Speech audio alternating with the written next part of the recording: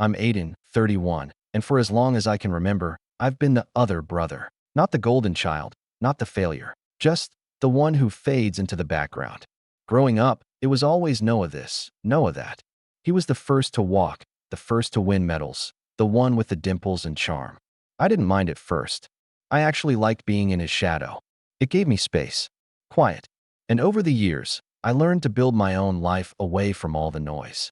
I started my own consulting firm in my 20s, kept my wins to myself, and politely smiled through every family gathering where my parents went on and on about Noah's job in real estate, as if he'd just discovered fire. When Noah got engaged, it was the main event. My mom planned the engagement party like it was the royal wedding, and my dad even offered to help them with the down payment for their future house. I didn't get an invite until a week before the event, not because they forgot, but because they weren't sure I could make time, as my mom put it. I live 1 hour away. But whatever. I RSVP'd yes and told them I'd bring a gift. I spent a lot of time thinking about that gift. I don't do half measures, and even though we're not close, I wanted to give something meaningful. A gesture of goodwill. So I wrote a check. A sizable one. 5 figures. Not some casual birthday card money. Something that would actually make a difference in their wedding fund. I put it in a plain white envelope with a handwritten note inside that said, "Wishing you both a future full of clarity, integrity, and real joy. Aidan." The party was held at a fancy banquet hall, all white linen and rented elegance. When I arrived, I was met with the usual polite nods. No hugs.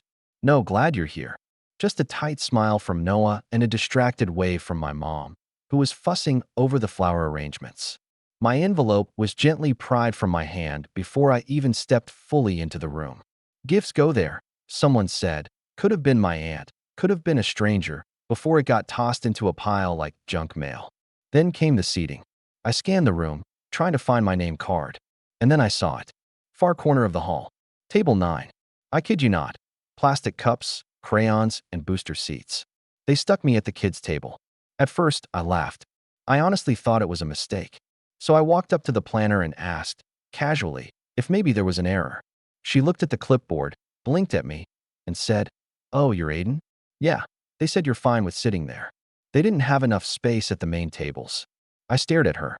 "You mean the 10-person table with only 8 people at it?" She offered me a smile with no warmth behind it and went off to check on the cake.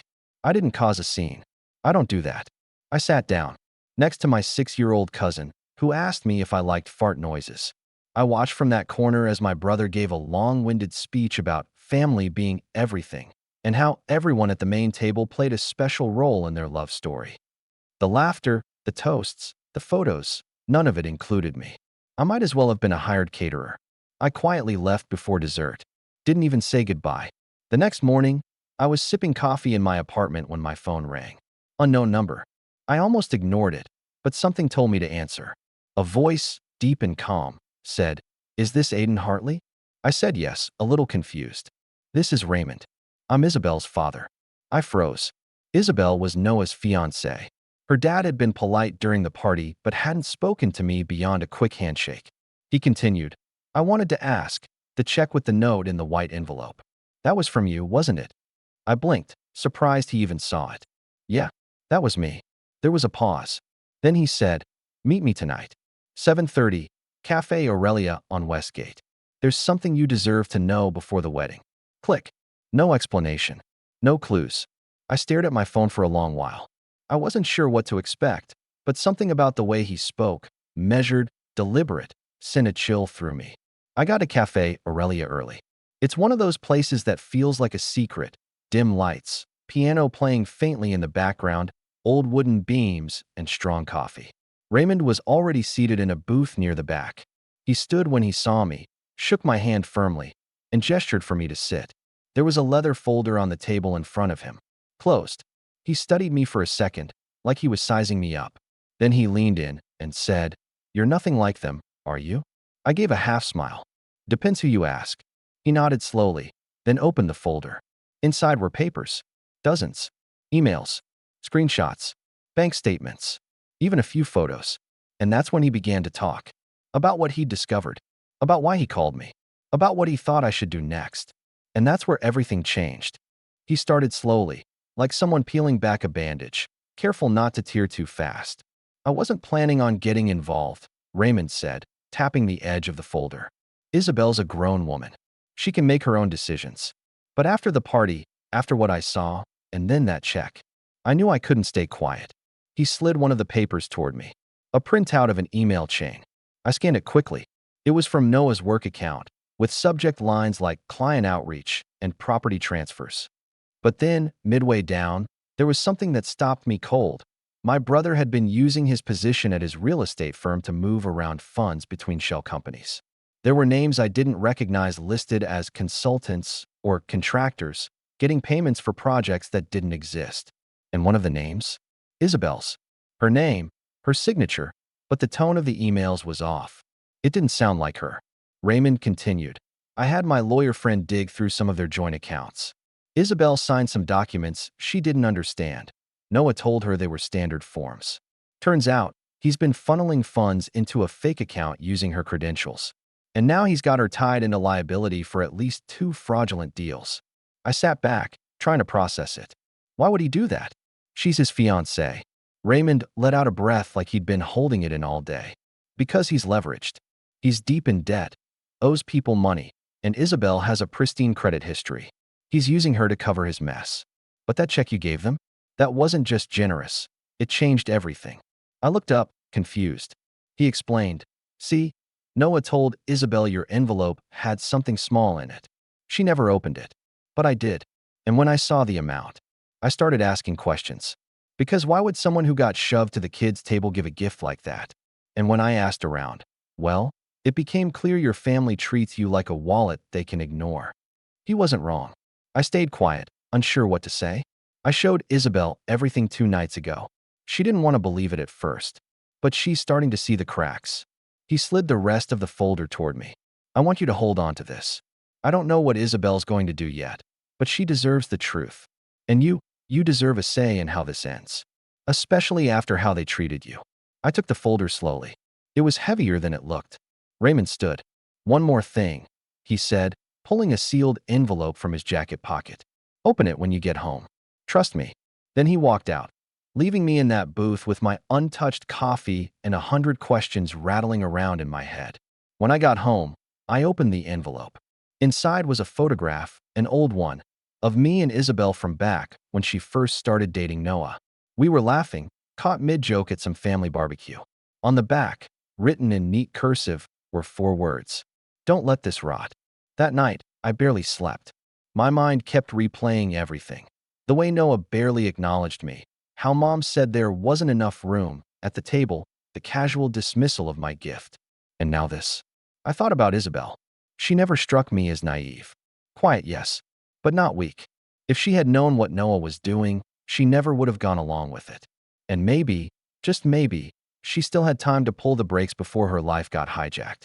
I spent the next day going through the folder. Every page, every document. The deeper I got, the worse it looked. And it wasn't just Isabel. Some of those fake companies, they were tied to my dad's old business. Even a few under my mom's name. Whether they knew or not, I didn't know yet. But one thing was clear. Noah was sinking, and he was dragging everyone down with him. The wedding was 6 weeks away, and I had a decision to make. Expose him now and risk the family turning on me again. Or wait, and play this out carefully. Quietly. Let them think I'm still that guy at the kids' table, watching from the corner, unnoticed. Because maybe the best seat in the room is the one no one's watching. And maybe they were right to be afraid of me all along. The following week, I kept my head down. No calls. No texts. I didn't reach out to Noah, my parents, or even Isabel. I didn't want to tip anyone off. But I watched. Closely. On social media, Isabel posted a photo from her bridal shower, smiling, surrounded by friends. Noah's smile in the corner looked thinner than usual.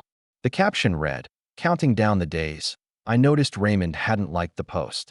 I knew that wasn't an accident. Then my mom called. Her voice was bright and artificial, like she was already trying to mask something. "Hi, honey. I hope you had fun at the party. Sorry again about the mix-up with the tables. You know how hectic these things can get." I leaned back in my chair. Sure, it was educational. She laughed, that clipped laugh she always used when she wasn't sure if I was joking or not. Anyway, I was just wondering if you might be planning to attend the rehearsal dinner next month? It's going to be very elegant. Seating's already tight, but I'm sure we can find a spot for you. At this point, I knew what she meant. I wasn't on the list. Again, I kept my tone even. You know what? I'll let you know. Just depends on work. Oh, she said, clearly thrown off. Well, all right. But don't be a stranger. Noah really appreciated your gift, by the way. Did he? He never said anything. Another awkward pause. Then, he's just been busy. You know how it is. Of course, I said. Busy setting up the rest of his life. She ended the call with a half-hearted, love you. And I hung up, staring at the wall for a long time. 2 nights later, I got another call. This time from Isabel. I stared at her name on my screen, thumb hovering over the green button. Finally, I answered. Hey, she said quietly. Her voice was strained, but calm. I hope this isn't weird. Not weird, I said. Is everything okay? I don't know, she admitted. Can we meet? We agreed on a coffee shop near the university where she used to work before quitting to help Noah build his future empire. When I arrived, she was already there, sipping chamomile tea, eyes puffy like she hadn't slept much. She looked up and offered a small, grateful smile when she saw me. Thank you for coming, she said. I sat across from her, letting the silence stretch. I read everything, she whispered. All of it. I had to take a break halfway through because I felt sick. At first I thought maybe it was some kind of misunderstanding, but then I found emails on my laptop that I never wrote. Ones Noah sent using my profile. I nodded slowly. Raymond told me. She rubbed her eyes. I feel so stupid. I thought he loved me. I mean, maybe he does, in whatever version of love makes sense to him. But this wasn't just using me for my credit. He used my name to fake clients. He used my parents' address for business filings. He even forwarded bank statements to his brother-in-law to fake funding. She looked up at me, eyes sharp now. But you already knew that, didn't you? I hesitated, then said, I did. Why didn't you say anything sooner? That question hit harder than I expected. Because I didn't think it was my place, I said. Until your dad called me. She nodded. He told me what you did. The check. That note. I never saw it. I figured. She reached into her purse and pulled it out. My note. Folded neatly, the ink slightly faded. She placed it on the table between us.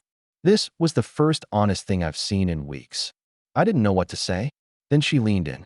He doesn't know I know. Yet. He still thinks I'm clueless. Still thinks the wedding is on. But I can't let this happen, Aidan. I looked at her. She wasn't broken. She wasn't trembling. She was awake now. And furious. So, she said, a spark in her voice. I want to know what you think I should do. I know you have a plan. You always have a plan. And I think. I want in. My heart beat a little faster. I didn't smile. Not yet.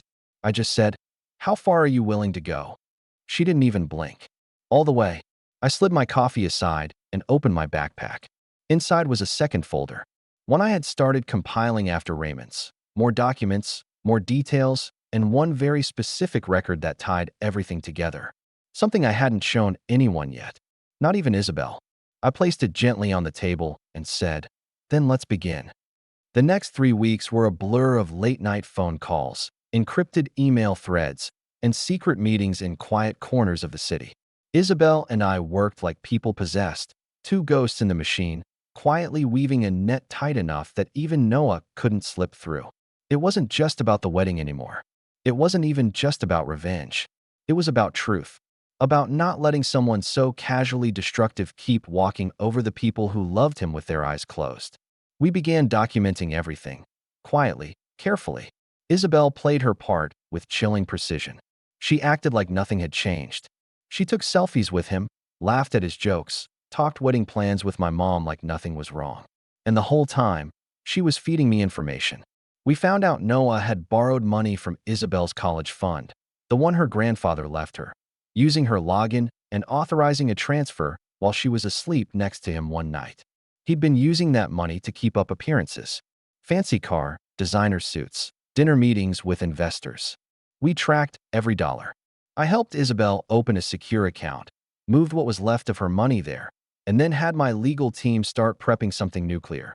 A full breakdown of the fraudulent accounts, falsified documents, and enough evidence to show a pattern of manipulation and financial abuse.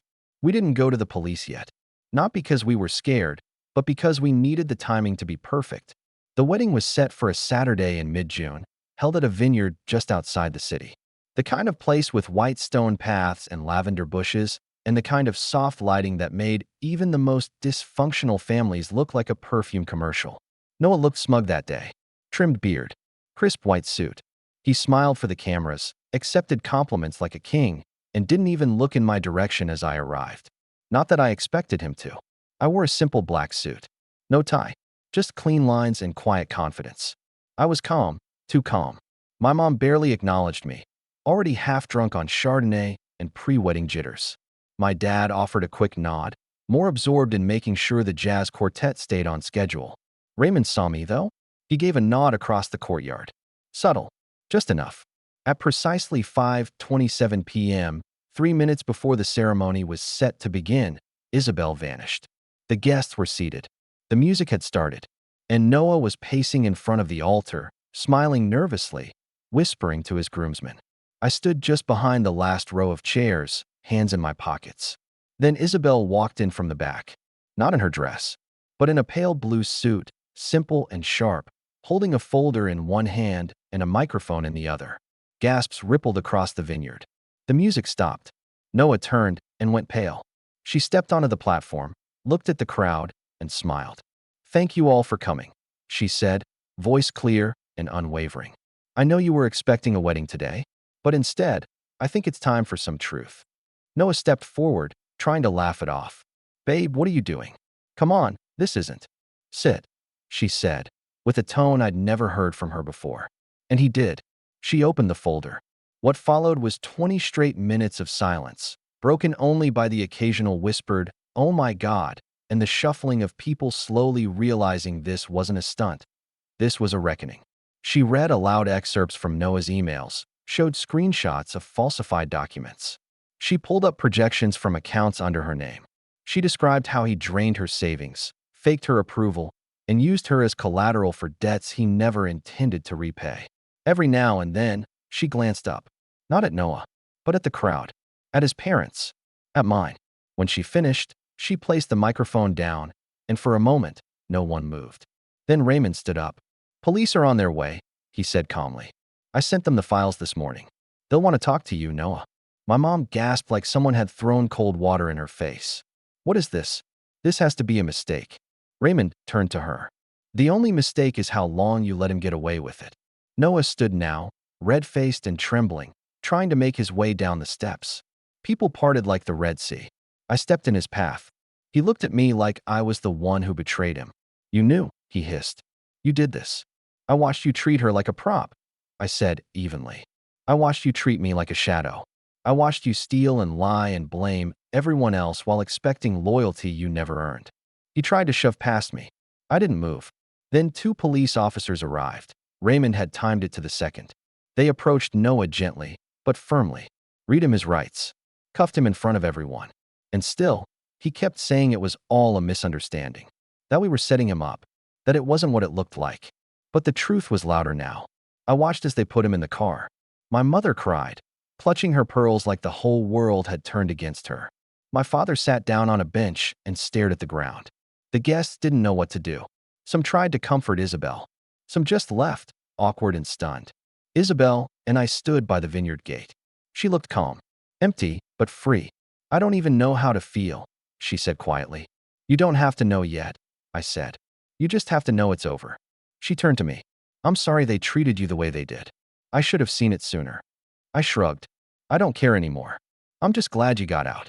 We didn't speak much after that. She moved out of the apartment she shared with Noah, changed her number, cut ties with his side of the family. Last I heard, she took a job at a nonprofit overseas, something about microloans and clean water. She looked happy in the photos. Real happy. As for me, I didn't go back to another family event for almost a year. When I finally did, my cousin's wedding, my mom barely met my eyes. My dad shook my hand, a little too formally. Noah was still awaiting trial. But they gave me a seat at the main table, front and center. They didn't ask how I was doing. They didn't thank me. They didn't say much at all. And that was fine, because I didn't do it for recognition. I did it because sometimes the quiet brother isn't the one who gets walked over. He's just the one who's been watching the longest. and knows exactly where to strike when the time comes. And that check, it cleared. Every penny. Because I figured, if they were going to make me feel small at the kids' table, the least I could do was pay for the show.